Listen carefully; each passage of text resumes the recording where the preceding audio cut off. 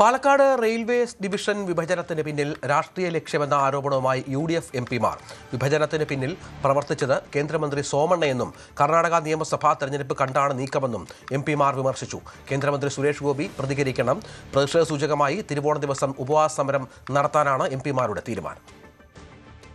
Palakkad railway ഡിവിഷന്റെ ഭാഗമായിരുന്ന മംഗലാപുരത്തെ മൈസൂരുവിനൊപ്പം ചേർക്കാനുള്ള തീരുമാനം കഴിഞ്ഞ ദിവസമാണ് കേന്ദ്ര സർക്കാരും റെയിൽവേ ബോർഡും നാടകീയമായി പ്രഖ്യാപിച്ചത്. ഈ തീരുമാനം ഒക്ടോബർ മുതൽ നടപ്പാക്കാൻ ഇരിക്കുകയും ചെയ്യുന്നതായി ഉത്തരവിറങ്ങുകയും ചെയ്തിരിക്കുന്നു. ഇതേ തുടർന്നാണ് കടുത്ത പ്രതിഷേധവുമായി ഇപ്പോൾ UDF എംപിമാർ രംഗത്തെത്തിയിരിക്കുന്നത്.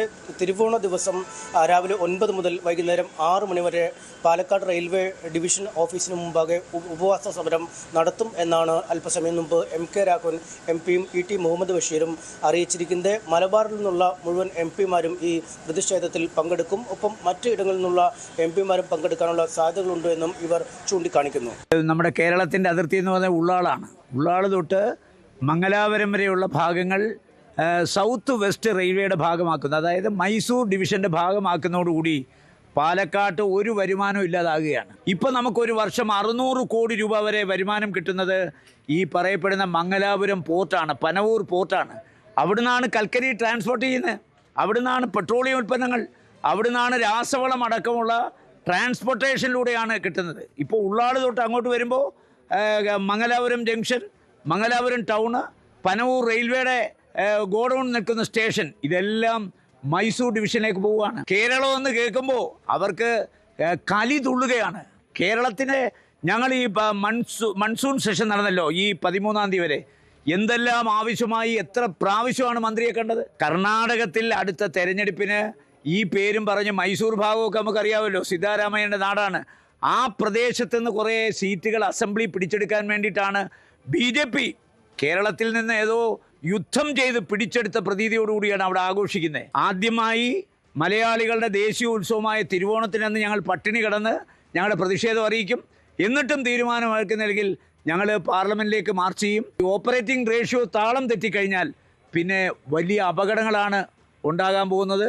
പാലക്കാട് കേരള സോൺ അനുവദിക്കണമെന്ന് ആവശ്യപ്പെട്ട ഞങ്ങളോടാണ് ഇപ്പോൾ പാലക്കാട് വരുമാനമില്ലെന്ന് പറഞ്ഞ് ഇതിപ്പോൾ എടുത്തു മാറ്റി തിരുവനന്തപുരം ഡിവിഷൻ ലയിപ്പിച്ചു കഴിഞ്ഞാൽ പാലക്കാട് ഇല്ലാതാവും. കേന്ദ്ര ഗവൺമെൻറ് കണ്ണ് തുറപ്പിക്കാൻ വേണ്ടിയിട്ടാണ് ഈ പട്ടിണി സമരം. അതുകൊണ്ടും പഠിച്ചില്ലെങ്കിൽ അടുത്ത ഘട്ടം ഞങ്ങൾ ആലോചിക്കും. അത് ചിലപ്പോൾ ജെൻസി ചെയ്ത പോലെയൊക്കെ ഞങ്ങൾ കടുങ്കൈ ചെയ്തു എന്ന് വരാം, മനസ്സിലായോ? അത് ഒരു കാരണവശാലും വിടില്ല. ഇത് കേരളത്തോടുള്ള BJP ഗവൺമെൻറ് അവഗണനയാണ്. ഇവിടുന്ന് ഒരു കേന്ദ്രമന്ത്രി ഉണ്ടല്ലോ, പുള്ളി മിണ്ടിയിട്ടില്ല ഇതുവരെ. ഇവിടെ ഓരോ കാര്യത്തിനും ഞങ്ങളാണ് എംപിമാർ കഷ്ടപ്പെട്ട് നേടിയെടുക്കുന്ന ഓരോ കാര്യത്തിൻ്റെയും പിതൃത്വം അവകാശപ്പെട്ട് എട്ടുകാലി മമ്മൂഞ്ഞായി വരുന്ന BJPയുടെ നേതാക്കന്മാർ കാസർഗോഡ് ഉണ്ടല്ലോ, മിണ്ടി ഒരക്ഷരം. ഇത് പാലക്കാട് ഡിവിഷന് ദയാവധം അനുവദിക്കുന്ന സംബന്ധിച്ചുള്ള നടപടികളുടെ തുടക്കമാണെന്ന് വ്യക്തമാക്കാൻ അവർ തയ്യാറാണ്. ഇങ്ങനെ ഒരു തീരുമാനം ഉണ്ടാവില്ല എന്ന് ഇവിടുത്തെ എംപിമാരെല്ലാവരും നേരത്തെ റെയിൽവേ മന്ത്രാലയവുമായി മന്ത്രിയുമായി ബന്ധപ്പെട്ടപ്പോൾ ഞങ്ങൾക്ക് എല്ലാവർക്കും ഉറപ്പ് ലഭിച്ചിരുന്നതാണ്. ആ തീരുമാനം ഒക്ടോബർ മുതൽ നടപ്പിലാക്കുമെന്നാണ് പറയുന്നത്. അത്തരമൊരു തീരുമാനം നടപ്പിലാക്കാൻ റെയിൽവേ തുനിയരുത്. ആ തീരുമാനത്തിൽ നിന്ന് റെയിൽവേ പുറകോട്ട് പോകണം. ഇത് വരുമാന ശോഷണത്തിൻ്റെ പേര് പറഞ്ഞിട്ട് നമുക്ക് ഭാവിയിൽ നമുക്ക് അനുവദിക്കേണ്ട ട്രെയിനുകളുടെ, അനുവദിക്കേണ്ട വികസന പ്രവർത്തനങ്ങളുടെ എല്ലാം കടക്കൽ കത്തിവെക്കാനുള്ള തീരുമാനമാണ്. കഴിഞ്ഞ കുറച്ച് നാളുകളായി തന്നെ റെയിൽവേ കേരളത്തോട് കടുത്ത അവഗണനയാണ് കാട്ടുന്നതെന്ന് ഇവർ പറയുന്നു. ഈ ഡിവിഷൻ കൂടി വിഭജിക്കുന്നതോടുകൂടി കേരളത്തിന് പുതിയ ട്രെയിനുകൾ കിട്ടാത്ത അവസ്ഥയിലേക്ക് എത്തും. ഒപ്പം സംസ്ഥാനത്തിൻ്റെ റെയിൽവേ വരുമാനത്തിലും അല്ലെങ്കിൽ പദ്ധതി വീതമടക്കമുള്ള വികസന പദ്ധതികളുമായി ബന്ധപ്പെട്ടും വലിയ തിരിച്ചടി ഉണ്ടാവാൻ പോകുന്നു.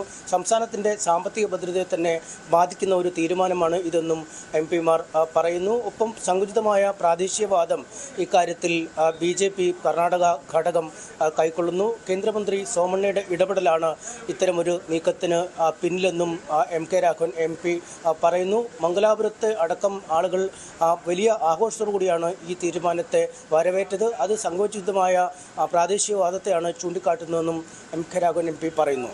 പാലക്കാട് റെയിൽവേ ഡിവിഷന്റെ പ്രസക്തി നഷ്ടപ്പെടുന്ന രീതിയിൽ പോയിക്കൊണ്ടിരിക്കുക. ഒരു ക്രൂരതയാണ് നമ്മോട് ഇപ്പോൾ ഉണ്ടായിട്ടുള്ളത്. പാലക്കാട് റെയിൽവേ ഡിവിഷനെ സത്യം പറഞ്ഞാൽ അതിൻ്റെ 2 ചിറകുകളും വെട്ടി എറിയപ്പെട്ടിരിക്കുകയാണ്.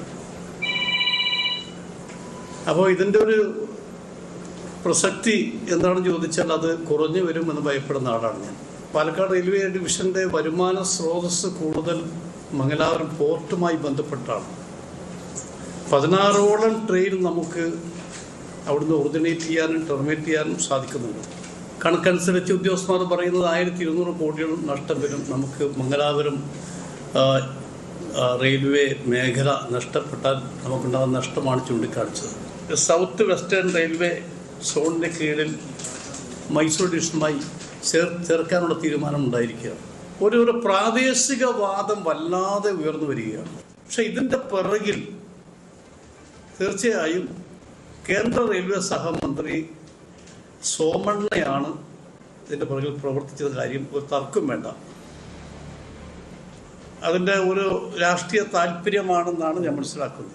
ടി മുഹമ്മദ് ബഷീറും രൂക്ഷമായ ഭാഷയിൽ തന്നെയാണ് ഈ തീരുമാനത്തെ വിമർശിച്ചത്. സംസ്ഥാനത്തിന് വലിയ തിരിച്ചടിയാവുന്ന ഒരു തീരുമാനമാണ് കേന്ദ്രത്തിൻ്റെ ഭാഗത്തുനിന്നും ഉണ്ടായിരിക്കുന്നത്. കഴിഞ്ഞ ഏതാനും നാളുകളായി തന്നെ കേരളത്തിനോട് പുലർത്തുന്ന നിസ്സംഗ മനോഭാവം അല്ലെങ്കിൽ കേരളത്തിനൊന്നും തരേണ്ടതില്ല എന്നൊരു നിലപാട് തുടരുന്നതാണ് ഈ കാര്യത്തിലും കാണുന്നതെന്നും അദ്ദേഹം പറയുന്നു. പാലക്കാട് ഡിവിഷൻ്റെ എല്ലാ പ്രസക്തിയും ഇല്ലല്ലോ, നാമമാത്രമായിട്ട് മാത്രം അവശേഷിക്കും.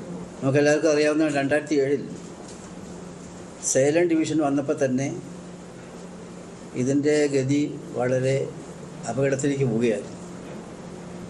മെല്ലെ അങ്ങ് സർവൈവ് ചെയ്ത് വരികയാണ്. ഇതിൻ്റെ ഒന്നാമത്തെ പ്രശ്നം ബാക്കിയായി വരുന്ന ഭാഗം വരുമാനത്തിൻ്റെ കാര്യത്തിൽ വലിയ തോതിലുള്ള തകർച്ചയിലേക്ക് പോവുകയാണ്. കാരണം എന്താ വെച്ചാൽ ഇതിലിപ്പോൾ ഈ എടുത്തു മാറ്റുന്ന മേഖല ഇതിൻ്റെ ആത്മാവാണ്. അതിൻ്റെ സാമ്പത്തികമായ സ്രോതസ്സുണ്ട്, മറ്റെല്ലാ വിധത്തിലുള്ള സാഹചര്യങ്ങളുണ്ട്. അതിനേക്കാളൊക്കെ ഉപരിയായിട്ട് എന്ന് പറയുന്നത് തുറമുഖ മേഖലയിലാണ് ഉള്ള ഭാഗങ്ങളാണ് എടുത്തു കളയുന്നത്. ഏറ്റവും വലിയ അനുകൂല ഘടകമെന്ന് പറയുന്നത് ഈ തുറമുഖ പ്രദേശങ്ങൾ കൂടി ഉൾക്കൊള്ളുന്ന ഒരു സംഗതിയാണ്. അങ്ങോട്ടുള്ള എല്ലാ വിധത്തിലുള്ള പുതിയ സംരംഭങ്ങളും ഇല്ലാതാകും. നിലവിലുള്ള നമ്മുടെ സാമ്പത്തിക സ്രോതസ്സ് പൂർണ്ണമായും ഇല്ലാതാകുന്ന സ്വഭാവത്തിലേക്ക് പോവുകയാണ്. ഇടതുപക്ഷ എംപിമാരോടക്കം ആശയവിനിമയം നടത്താനുള്ള ഒരു തീരുമാനത്തിലേക്കാണ് എംപിമാർ പോകുന്നത്. അവർ ഓൺലൈൻ യോഗം ചേർന്ന് കാര്യങ്ങൾ തീരുമാനിച്ചിരുന്നു. എല്ലാ പാർട്ടികളെയും ഇക്കാര്യത്തിൽ സഹകരിപ്പിക്കുമെന്നും അവർ പറയുന്നു. പ്രതിഷേധത്തിലടക്കം കേരളത്തിൻ്റെ ആവശ്യങ്ങൾ നേടിയെടുക്കുന്നതിനായി BJP നേതാക്കളുടെയും BJP എന്നത് പാർട്ടി എന്ന രീതിയിലും BJPയുടെ പിന്തുണ തേടുന്നു. ഒപ്പം കേന്ദ്രമന്ത്രി സുരേഷ് ഗോപി അടക്കം ഇക്കാര്യത്തിൽ നിലപാട് വ്യക്തമാക്കണമെന്നും UDF എംപിമാർ ആവശ്യപ്പെടുന്നുണ്ട്. കൂടുതൽ വാർത്തകൾക്ക് news 18 Keralam YouTube channel subscribe ചെയ്യുക.